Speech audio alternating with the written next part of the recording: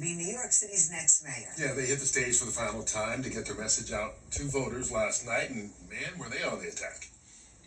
The issue is that we have all experienced your experience. The issue is that we experienced you taking a $5 million book deal while you sent seniors to their deaths in nursing homes. The issue is you have no experience. That's right. You've accomplished nothing. You haven't proposed a bill on anything. Zoran, your resume could fit on a cocktail napkin. And Andrew, your failures could fill a public school library in New York City. Well, you know the candidates: independent mayoral candidate, former Governor Andrew Cuomo, Republican Curtis Sliwa, and frontrunner Democrat Zoran Mamdani. They all faced off on topics which included cost of living, crime, affordable housing, and current events like the ICE raids of vendors on Canal Street. And joining us with his analysis is Ben Max, program director at New York's Law School for New York Law School's Center for New York City and State Law, and host of the Max Politics podcast. Always good to see you. Thanks for having me. So I'll just start with you, your general impressions of last night. Sure, I thought it was a very interesting, fiery, substantive debate. It was really good. I mean, you saw the differences within the candidates. The candidates brought it. I thought by and far it was Andrew Cuomo's best debate performance, primary and general combined. I mean, he really was sharp and on the attack and looked more energized than we've seen him in many instances. Part of the problem with his campaign, of course. And Curtis Sliwa was solid. Mamdani got some of his licks in, but bottom line, general impression, big strokes. Nothing happened that changes the dynamics of the race, but this is, again, more fuel for people just tuning in to start to really get a feel for the candidates. Who's your front runner for you? Big differences among them.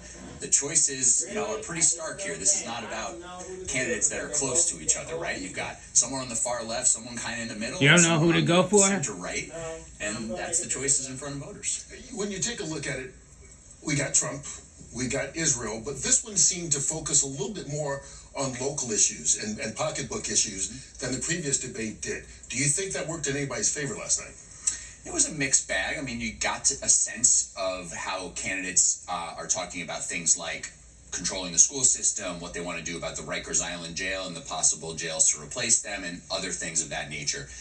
One of the most important things about last night's debate, though, was it really dug in more, and this was partly from the moderator's questions and partly how the candidates handled it on experience. We saw that in the clip just now, and on whether candidates are really ready to be mayor. As much as Andrew Cuomo throws the lack of experience of Mamdani, he comes back with the scandals and the issues from Cuomo's time as governor, right? And then Sliwa's there chiming in. Any of them qualified to take over the problems of New York City? And there are issues that were raised around Mamdani where you want to be mayor of New York City, and in this public forum, you won't take a position on the ballot questions related to housing. Do you think that scored points?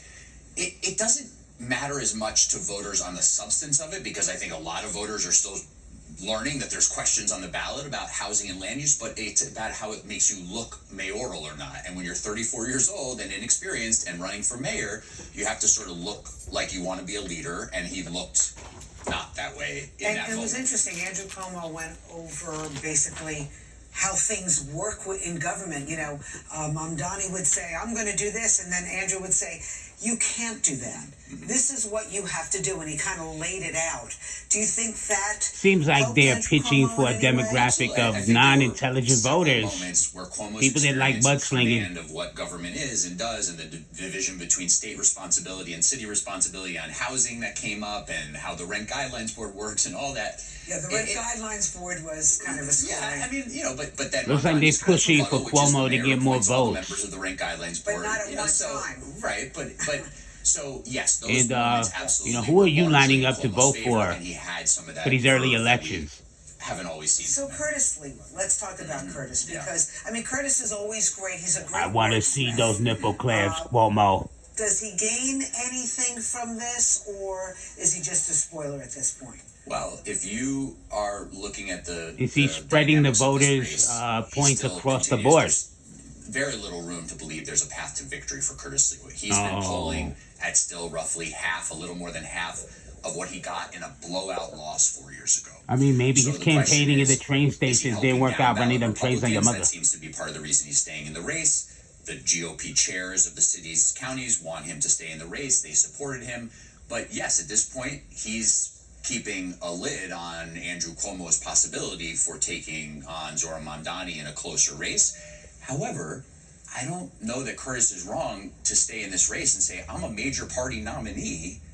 I deserve to have my day in front of voters. Except right? that people now are strategizing how to vote. We learned that during the primary, right, with ranked choice voting. Now we're talking about strategy again. Well, this is why you see longtime allies of Curtis Sliwa who love him are saying, I love you, but get out of the race. You know, his boss at the radio station, John Katzmatidis, and others. So there's a lot of people thinking strategically like that. Curtis has his viewpoint.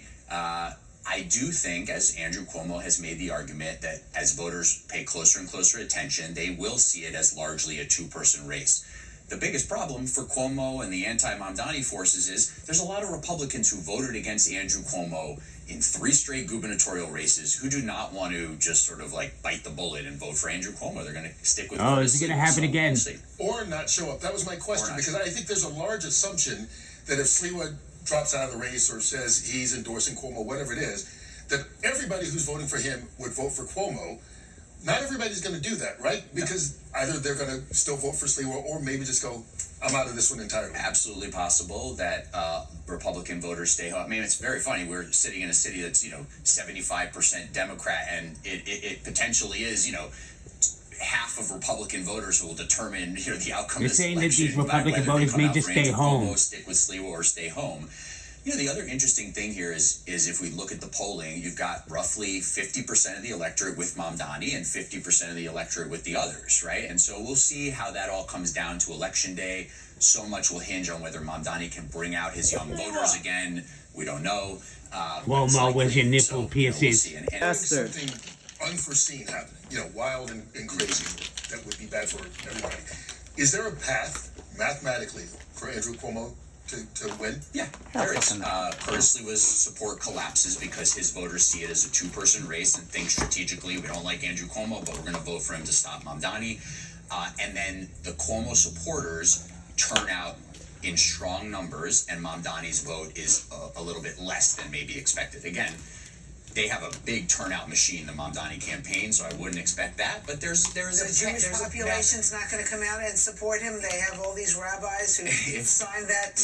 But you also see a little bit of sort of cracks in the moderate to conservative Jewish vote. People taking meetings with Mamdani because they think he's going to win, right? And there's a lot of people doing that across sectors. That strategy as well. With that strategy as well. But there is a path. I mean, there's a path. It looks narrow, but again, these polls, we got to take them with a grain of salt. They might be underestimating Mamdani, but they also are not necessarily forecasting what the exact electorate will look like, and that's where people got to get out to vote. All right, and early voting starts Saturday. The general election's a week from Tuesday, November 4th. Always good to see you. Thanks for having me. Thank you. Ben Max, always great. They're looking to project these early votings, people.